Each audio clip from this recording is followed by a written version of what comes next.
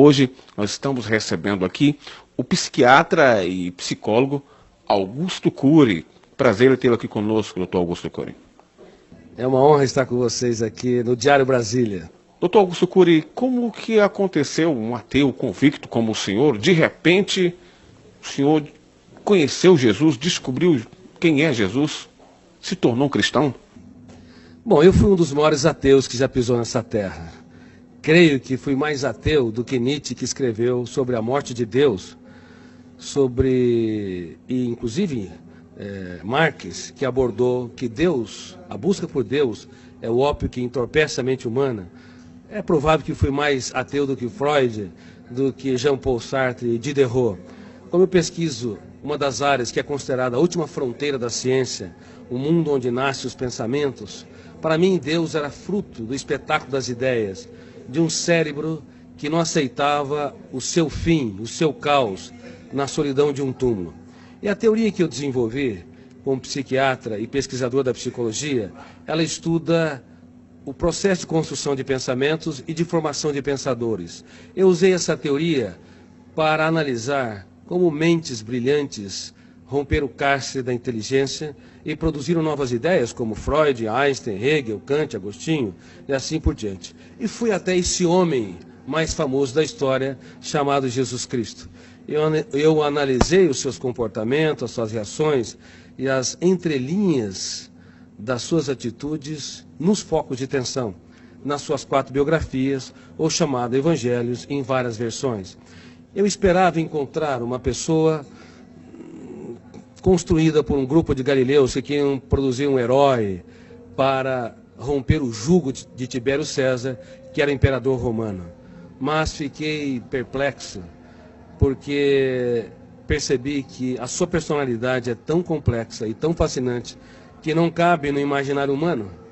Para você ter uma ideia, no exato momento em que ele foi negado por Pedro, ele olhou para o mais forte dos discípulos, e embora sendo golpeado pelas palavras que bradavam, eu não o conheço, eu nunca andei com esse Galileu, ele não faz parte da história, ele cativou-o com a sua retina e gritou sem dizer palavras.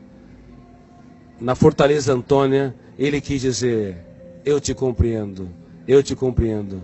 Com seu olhar, ele economizou palavras, mas fez um discurso mais brilhante que o mais poético de todos os discursos. E quantas vezes você, pai, mãe, você, professor ou executivo, está diante de uma pessoa que falha, erra, e ao invés de simplesmente olhar e lhe dizer sem palavras: eu te compreendo, e nós julgamos, excluímos. Através de analisar o comportamento de Cristo nesse sentido, eu percebi que a sua inteligência, sua capacidade criativa e a capacidade de ser gestor da sua mente e protetor da sua emoção não tem precedente histórico. Assim, eu deixei de ser um ateu, um dos grandes ateus da história, e percebi que a procura por Deus não é um ato de pequenez intelectual, mas um ato inteligentíssimo da mente humana. Mas quando o senhor pesquisou sobre Jesus Cristo, homem, o que o senhor esperava encontrar? Quando eu pesquisei a humanidade de Jesus, esperava encontrar alguém que não brilhasse no caos, diante das perdas, das traições, das frustrações e decepções. Porque nós temos na psique humana, no nosso córtex cerebral, registrado zonas de conflitos, que eu chamo de janela killer. Killer no inglês quer dizer assassino. Quando nós entramos numa janela killer, o volume de ansiedade é tão grande que bloqueia milhares de outras janelas e o eu não consegue encontrar informações para dar respostas inteligentes em situações estressantes. É por isso que nos primeiros 30 segundos de tensão, de ansiedade, os pais cometem os maiores erros na relação com os filhos, bem como os professores, os amigos e as pessoas que se amam, marido e esposa. Eu esperava encontrar alguém que não brilhasse no drama, no deserto, nas tempestades.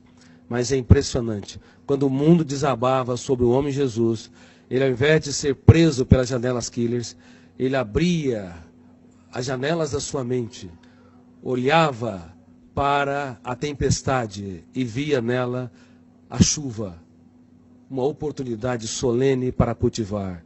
Enquanto que nós, muitas vezes, diante das perdas, decepções, diante das lágrimas, das injustiças e fracassos, recuamos. Ele não. Ele cultivava as flores e usava suas mãos nesse processo. Muitos querem a beleza das flores, mas não têm coragem de sujar as suas mãos para cultivá-la e irrigá-la.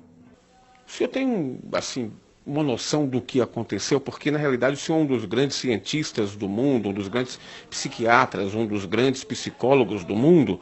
Essa descoberta do senhor pode ser levada até para um campo científico, e eu poderia até dizer aqui que, é quase que dizendo aqui que cientificamente Deus está existindo, ou Jesus é Deus. Exatamente. Ao analisar o comportamento de Jesus nas mais diversas situações em que ele se encontrou, eu fiquei cônscio que esse homem não cabe no imaginário humano. Somente alguém que é sobre-humano, filho de Deus, poderia ter as reações que teve nos mais dramáticos estímulos estressantes. Veja bem, no ato da traição, era de se esperar que ele fosse golpeado pelas zonas de conflito do medo ou da raiva, agredisse o seu traidor, ou se punisse e se achasse o mais derrotado dos seres humanos, porque foi traído pelo mais culto, o mais sereno, o mais tranquilo dos discípulos, Judas Iscariotes. Mas, ao invés de se punir ou punir o outro, ele olhou para o seu traidor e teve a coragem de dizer: amigo, para que vieste? Nunca na história um traidor tratou com tanta...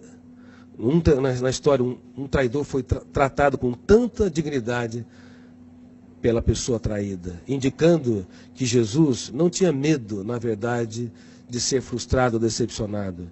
Ele tinha medo de perder um amigo. O que nos leva a compreender, do ponto de vista psiquiátrico, psicológico e sociológico, que um grande educador é aquele que aposta tudo que tem naqueles que pouco têm. É aqueles que têm coragem para se fazer pequeno, para tornar os pequenos grandes.